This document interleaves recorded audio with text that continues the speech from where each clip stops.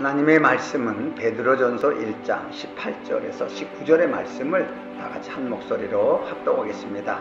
너희가 알거니와 너희 조상의 유전한 망령된 행실에서 구속된 것은 은이나 금같이 없어질 것으로 한 것이 아니요 오직 흠없고 점없는 어린 양 같은 그리스도의 보배로운 피로 한 것이시라. 아멘.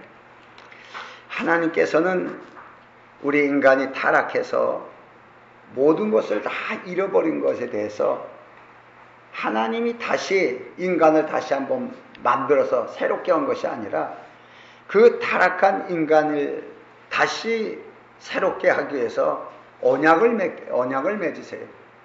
그 언약이 이제 우리를 회복시키기 위해서 어린 양의 보배로운 피라고 한 것처럼 피의 언약을 맺게 되는데 그 피에는 생명이 있다고 그랬습니다. 다시 말해서 하나님의 생명을 걸고 하나님이 언약을 맺는 거예요.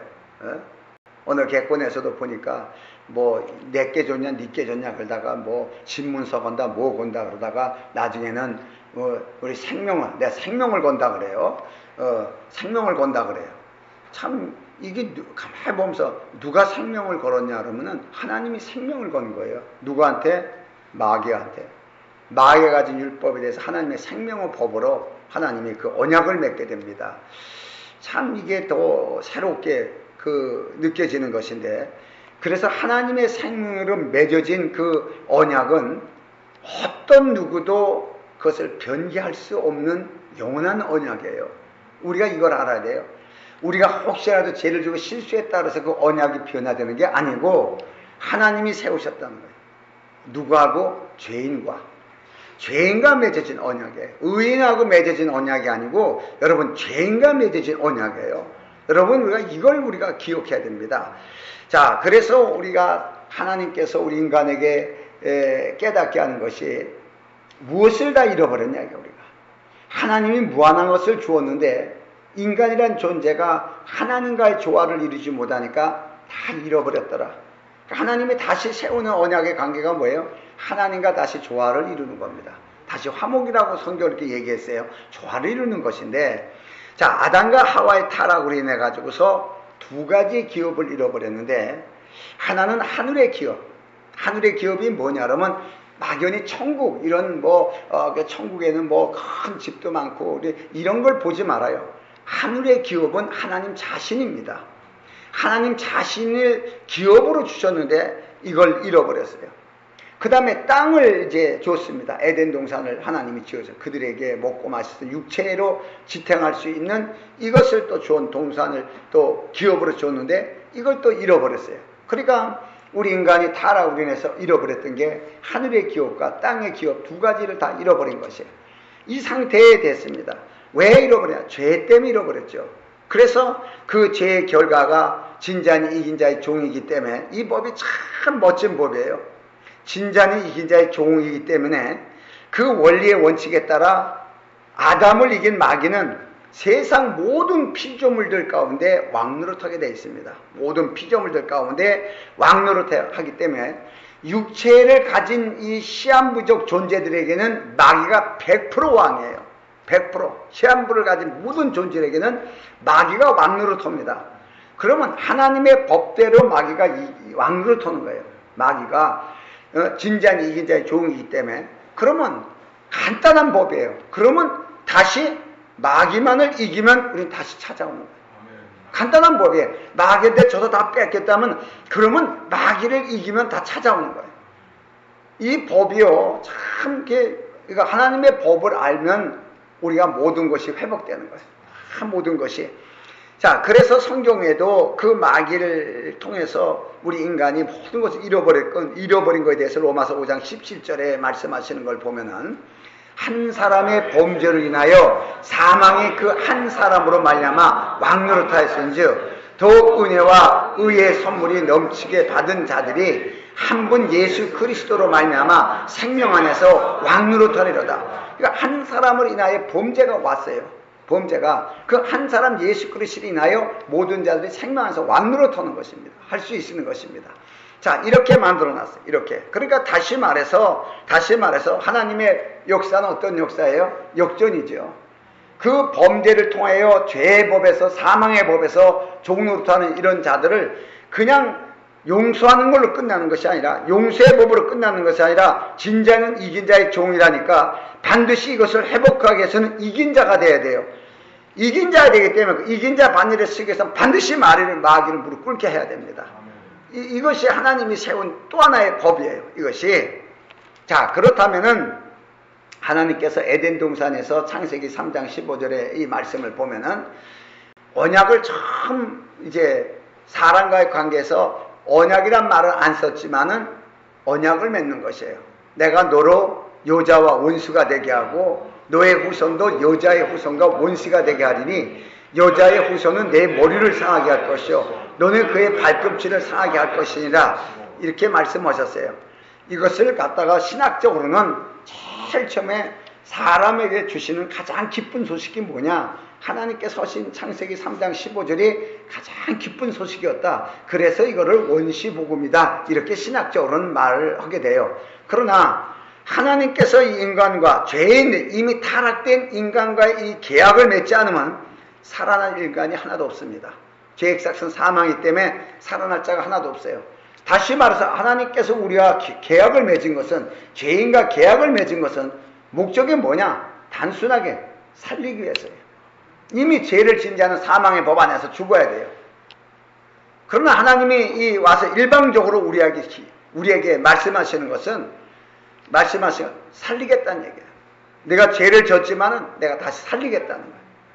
이게 우리에게는 복음이 되는 거예요. 우리에게는 하나님은 자기의 뜻을 위해서 하신 말씀이 우리에게 은혜가 되기 때문에 우리에게 복음이 되는 것이에요. 이 관계를 봅니다. 자, 그렇다면은 글자 그대로 여인의 후손으로 오셔가지고서 마귀의 모든 권리를 박탈하신다는 것으로 우리가 다시 회복될 것을 이미 말씀하셨어요. 이 과정이 이제 구약으로부터 이게 신약에까지 일어나오는 과정을 기록한 것이 성경인데, 그 성경은 뭘 얘기하냐? 하나님의 약속은 단 한 번도 어그러지지 않고 진행하고 있다. 계속 결국은 이루신다. 이것이 이제 성경입니다. 그런데 이 언약 가운데 바로 여자와 원수가 되게 하고 또 우리가 그 원수의 손에서 우리를 벗어나게 하기 위해서는 어떤 방법이냐? 말로만 해서 언약을 맺는 것이 아니라 이것을 이루기 위해서는 하나님이 어떤 언약을 맺어요? 피의 언약을 맺어요. 그냥 단순하게 하나님이 이렇게 할 것이다 라기 아니고 우리를 구원시키기 위해서는 반드시 대속해야 될 일이 있어요. 다시 말해서 대속이라는 것은 대가를 치러야 될 일이다. 대가를. 이걸 그냥 이루기 위해서는 그냥 대가를 치르기 위해서 해야 되는 그 대가가 뭐냐면 피의 대가예요. 피의 대가. 피로써 그 대가를 지불하는 거예요. 이걸 피의 언약이다. 이렇게 말씀하셔서 히브리서 9장 22절에 보면은 율법을 쫓아 모든 물건이 피로써 정결케 되나니 피 흘림이 없으면 사함이 없느니라. 이게 하나님의 법이에요. 자, 하나님이 왜 피 흘림이 없으면 사함이 없다 그럴까? 그냥 용서하지. 그냥 용서해도 될 텐데 왜 꼭 피를 흘리셔서 용서하셔야 될까? 참 궁금한 것 중에 하나예요. 자, 하나님은 영이십니다. 피를 흘릴 수가 없습니다. 마귀가 이 법을 정했을 때 마귀는 어쩌면은 환호성을 쳤을지 몰라요. 왜? 하나님은 피를 흘릴 수가 없어요. 그러나 하나님은 왜 피 흘림이 없으면 죄사함이 없다고 말했을까요? 피를 흘리시는 법을 왜 얘기했을까요? 마귀는 영원히 피를 흘릴 수 없는 존재예요. 이 관계가 틀립니다. 하나님만 할 수 있는 거예요. 참 이걸 이렇게 보면서 하나님은 천사들 가운데서도 지으셔서 일을 하고 그 천사들 중에서 타락한 천사가 있었지만 그들 가운데서도 하나님이라는 거예요. 내가 최고의 신이고 내가 하나님이다. 너와 같은 영적 존재를 보지 마라. 나는 하나님이다. 이걸 알게 하고 우리 인간에게도 하나님인 것을, 다시 말해 전지전능하신, 어떤 것에 부족함이 없는, 너희가 믿는 그 신이 최고의 신이고 어떤 거 하나 부족함이 없고 너희를 복되게 하는 데서 조금도 부족함이 없는 신이 바로 나다. 이걸 기록한 게 성경입니다. 이걸 볼 때. 자, 그래서 우리가 이 여인의 후손으로 오실 거에 대해서 약속하시면서 이 아담과 하와에게 가죽옷을 입혀드려요. 그 가죽옷의 상징이 뭐예요? 누군가가 죽어야 돼요. 글자 그대로 우리가 무슨 옷을 입었는지는 모르지만은 성경 전체 흐름을 봤을 때 아마 양의 가죽옷을 입었다고 이렇게 보는 게 정설입니다. 그렇다면 양이 죽어야 돼요. 양이 죽어서 피를 흘려야 그 인간이 구원을 얻을 수 있다는 것을 잠징적으로 얘기를 한 것이에요. 글자 그대로 예수님이 오셨을 때 하나님의 어린 양이라는 거예요. 세상적으로 가는 하나님의 어린 양이라고 예수님이 이렇게 말씀하셨는데 마귀는 그가 하나님인 것을 몰랐던 거예요. 왜? 하나님 아들로서만 왔지 하나님으로 몰랐던 것이에요. 하나님이 말씀한 법칙을 하나님 자신이 세워야 되는데 예수 그리스도 그가 하나님이 아니기 때문에 하나님의 아들이기 때문에 하나님이 세운 법을 그분이 이룰 수 없다고 봤어요. 네, 그는 하나님이셨어요. 이건 마귀도 놀란 일이고 우리도 놀란 일. 그는 하나님이셨어요. 자, 우리가 피로써 언약을 맺은 이유 중에 하나가 그러면 왜 피로써 언약을 맺어야 되느냐? 피로써. 자, 이 피로써 최초로 언약을 맺은 사람이 최초로 죄를 지은 아담과 하와였습니다. 그럼 왜 하나님 피로써 언약을 맺어야 되느냐? 자, 이 언약을 맺을 때 제일 중요한 게 뭐냐 그러면 이 세상의 모든 종교는 마귀가 왕노릇합니다. 세상 모든 종교에서는 마귀가 왕노릇하고 우리 그리스도인들만이 예수 그리스도께서 우리의 머리가 되시고 왕노릇하고 하나님이신 그분이 우리에게 왕이 될 수가 있어요.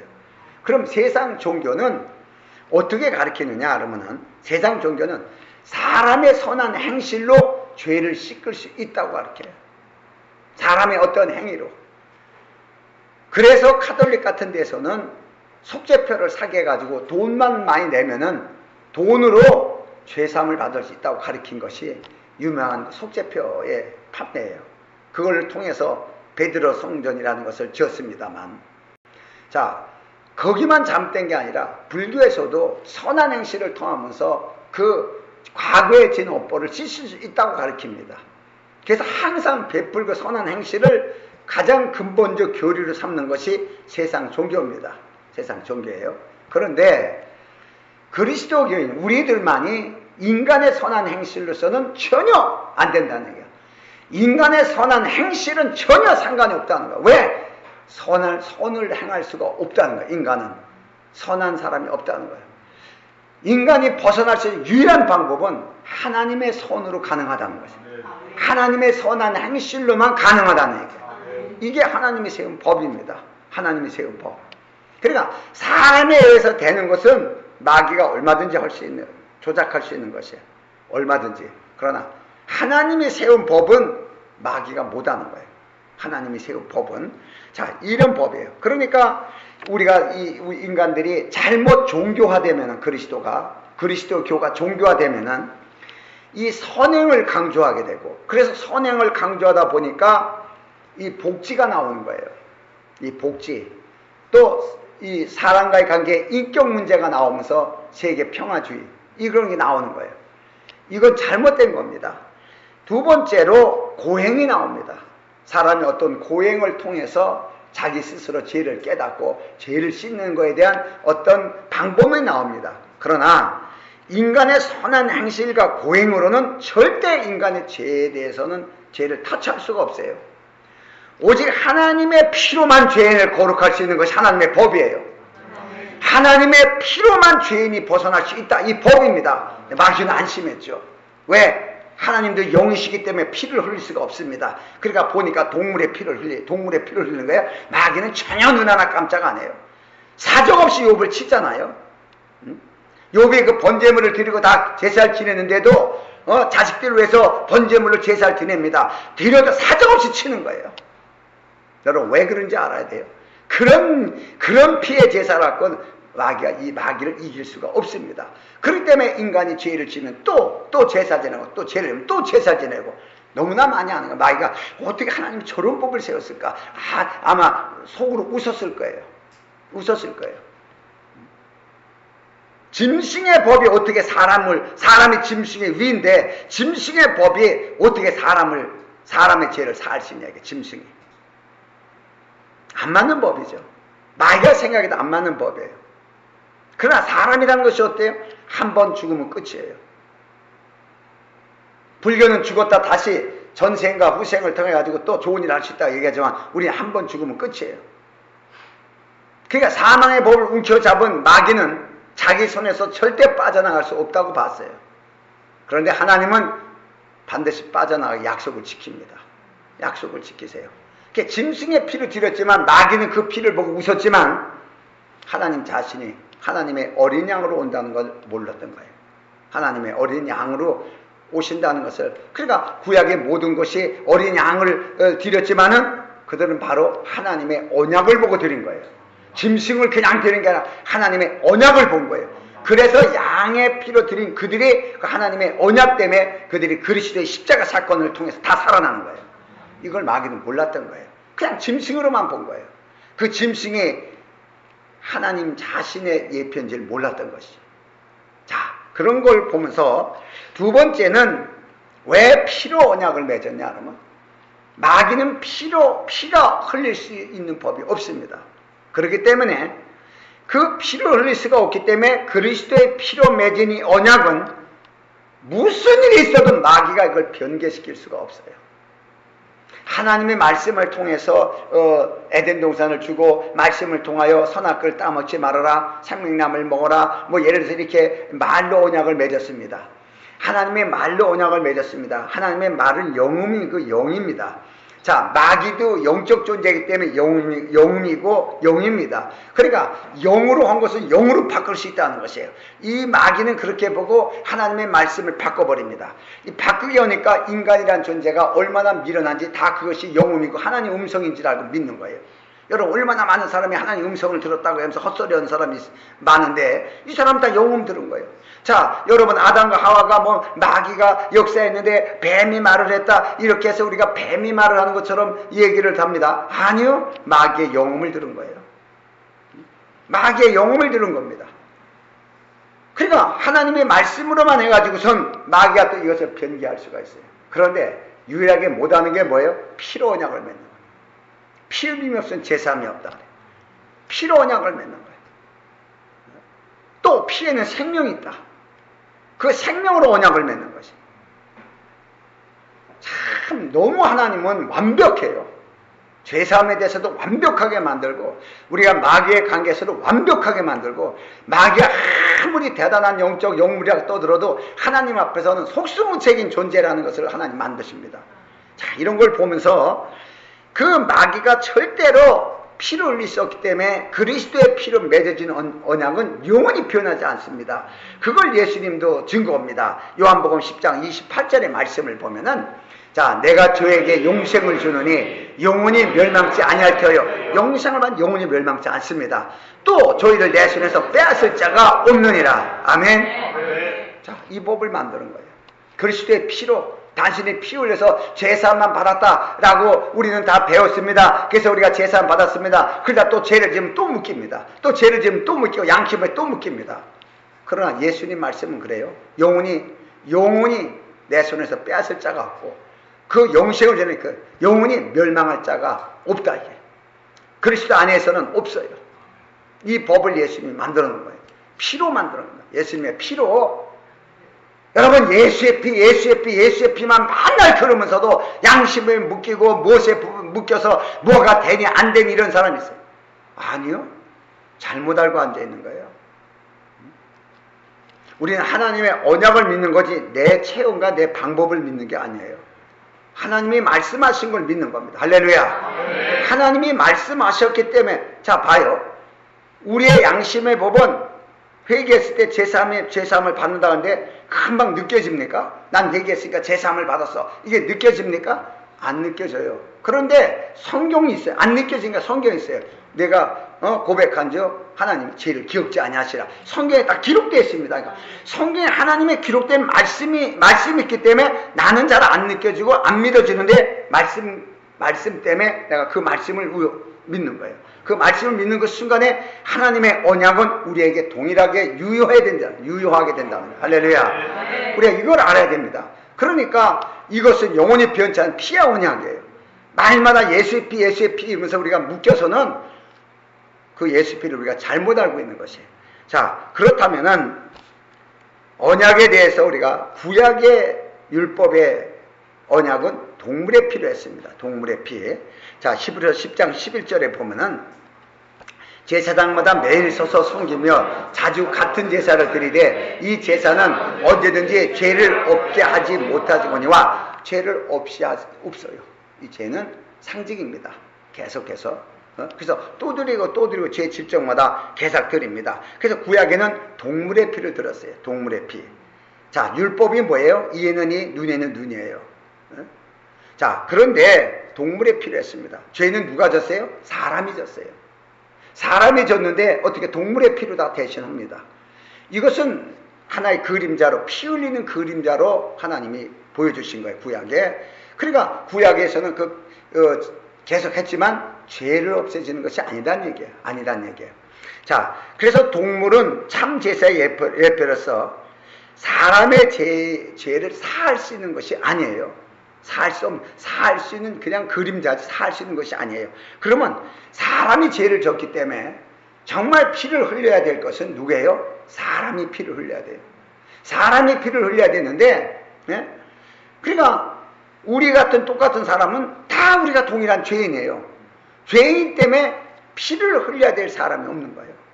우리 인간들은 대신 누구를 위해서 죄사함에서 피를 흘려야 될 대상이 없어요. 이 피를, 죄인을 위해서 피를 흘려야 될 대상은 반드시 죄 없는 사람이 와야 돼요. 죄 없는 사람의 피를 흘려야 사람의 죄를 대속할 수 있어요. 이게 이제 구약의 제사의 맹점입니다. 약점이죠. 율법의 제사의 약점은 뭐예요? 짐승의 피이기 때문에 사람의 죄를 완벽하게 사할 수가 없어요. 사람의 죄를 완벽하게 사하려면 사람이 피를 흘려야 돼요. 그것도 죄 없는 사람이.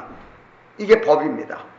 자, 그러니까 마귀는 아주 승승장구하게. 왜? 하나님은 영이시기 때문에, 사람이 아니고 영이시기 때문에 피를 흘릴 수가 없기 때문에 죄사함을 받을 수 없다고 보는 거예요. 자기는 영원히 왕노릇할 수 있다고 봤어요. 그러나 하나님의 법이 또 하나가 있어요. 그가 육체를 입고 오신다는 것은 상상도 못한 거예요. 그가 육체를 갖고 오신다는 건 상상도 못한 거죠. 우리도 육체로 가지고 오신 예수 그리스도라 그래요. 그분을 하나님으로 믿는 사람이 아직도 교회에서는 절반 이상이 안 믿습니다. 그냥 단순히 아들로만 봤지. 이게 사단의 계략에 다 넘어가 있는 거예요. 그분이 그분이십니다. 그분이 그분이세요. 네?